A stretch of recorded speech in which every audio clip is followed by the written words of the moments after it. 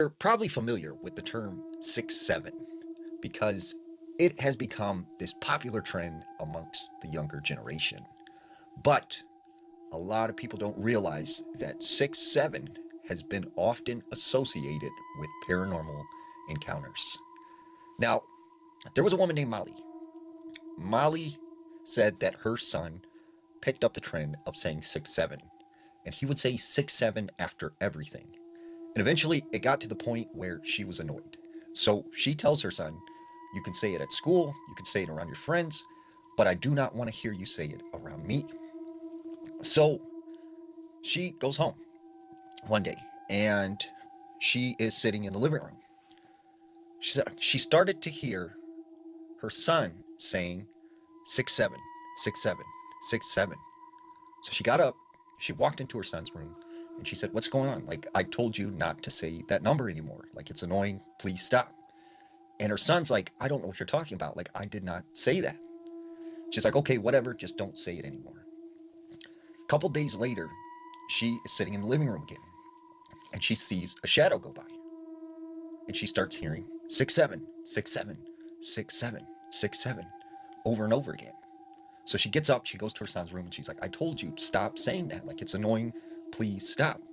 And once again, her son pleads with her, like, I did not say that. So it keeps happening over and over again. And this one particular day, she comes home from work, she goes into the kitchen, and on the refrigerator, there are these letter magnets.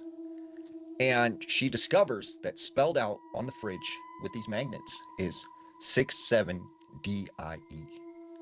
So she runs into her son's room immediately and she's like, okay, this has got to stop. Like, it is getting crazy. Like, you need to stop saying this word and, like, stop messing around because it's not funny. And once again, he says, Mom, I promise you I am not doing this. So she grounds him. Later that night, she's in bed. And she turns over and she looks out at the doorway. She sees her son standing in the doorway.